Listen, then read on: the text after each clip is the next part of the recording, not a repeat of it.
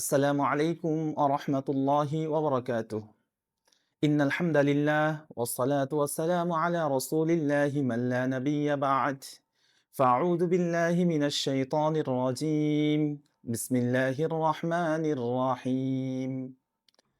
ওয়া মা আরসালনাকা ইল্লা রাহমাতাল লিল আলামিন।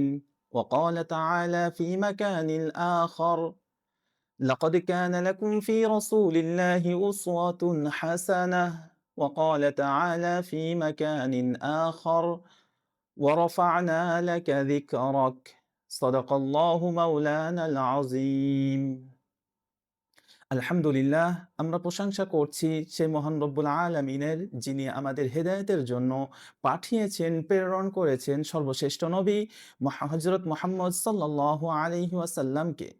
দুরুদ ও সালাম বর্ষিত হোক তার উপর, তার পরিবারবর্গ ও সাহবা একরাম রাদিয়াল্লাহু তাআলা আনহুমদের উপর।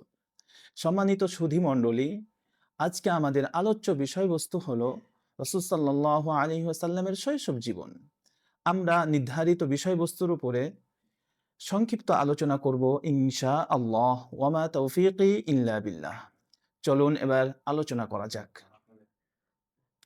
রাসূলুল্লাহ সাল্লাল্লাহু আলাইহি ওয়াসাল্লামের শৈশব জীবন যা শুধু ইতিহাস নয়, বরং তাতে রয়েছে আমাদের জন্য এক মহান শিক্ষা। রাসূলুল্লাহ সাল্লাল্লাহু আলাইহি ওয়াসাল্লাম 570 খ্রিস্টাব্দে মক্কা নগরীতে জন্মগ্রহণ করেন।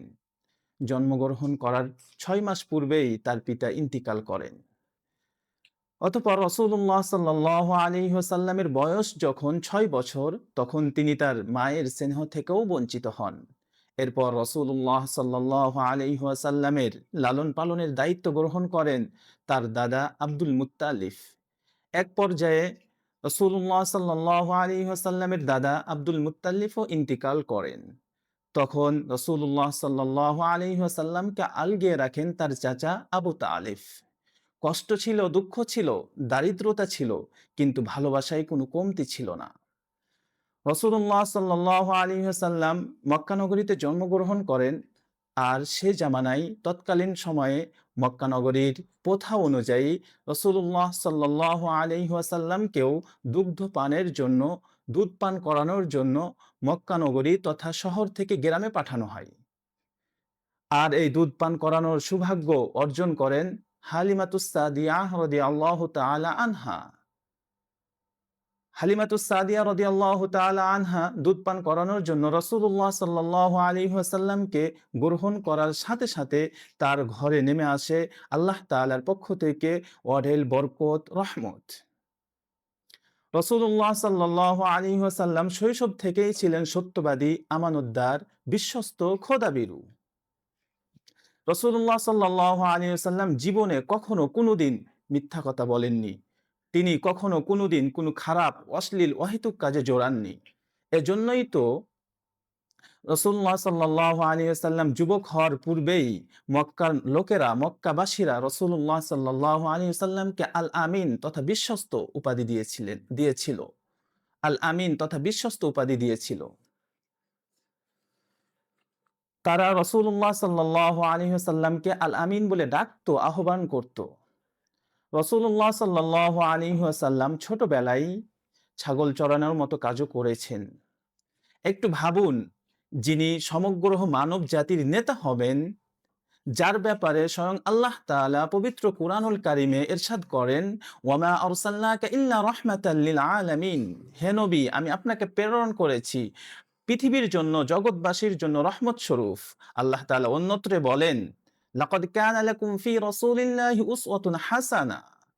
নিশ্চয় তোমাদের জন্য তথা মানুষদের জন্য রাসূলুল্লাহ সাল্লাল্লাহু আলাইহি ওয়াসাল্লামের মধ্যে রয়েছে উত্তম নিদর্শন, উত্তম আদর্শ। আল্লাহ তাআলা আরো বলেন, ওয়া রাফা'না লাকা যিকরাক।